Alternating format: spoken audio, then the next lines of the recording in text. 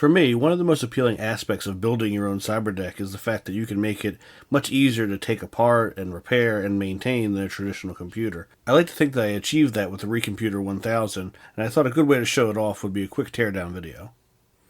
Alright, so the first step is just to open the lid, and under there you'll find 4 M3 countersunk screws. I'll speed this up a little bit so you don't have to watch me fumble with it. One nice thing is that I use heat set inserts on the lid here, so you can take these in and out without worrying about stripping out the plastic holes.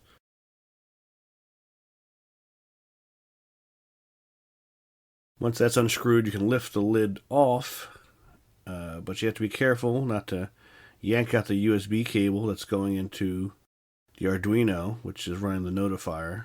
It's a little tricky to do blind here. Here you can see the Arduino, the RGB LEDs, and the fabric speaker grills, which I'm kind of proud about. From here, there's a couple USB connections to unplug. That's coming from the Raspberry Pi, I believe. That one's going into the display. You gotta be careful not to yank the whole circuit board off there. And here's one of the only parts I'm not too thrilled about. You have to cut this zip tie. I probably could have came up with something better, but honestly I was sort of in a crunch and just wanted a way to hold it down. And then you have to pull out the HDMI cable, and that disconnects all the electronics.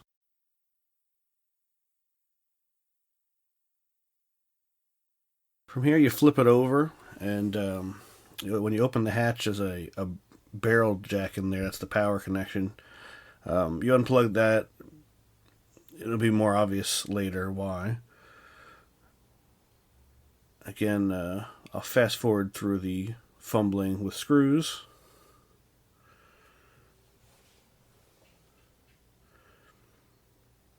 You'll notice we're only taking off the bottom screws here. At this point, we're just looking to get the keyboard off and not the whole top shell.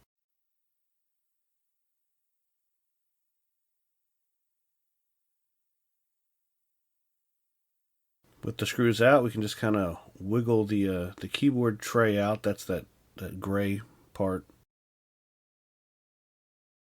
It's actually pretty nice, so everything's just held on that one piece of plastic. Pulled the USB ribbon cable,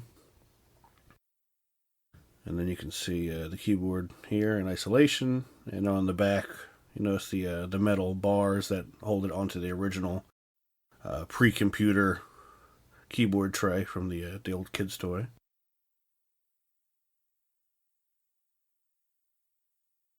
Now we flip back over, and we're going to take the rest of the screws out. You could have done it all at one time, but you don't want it to fall apart on you when you flip it over.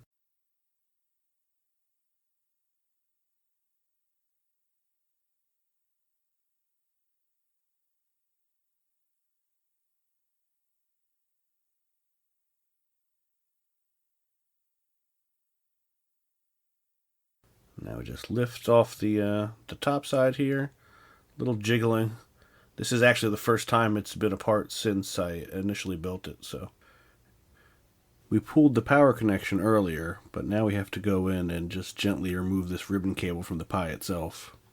That connects the OLED screen and all the buttons and everything. So with that, we have, the shell cracked open. You can see pretty much everything inside.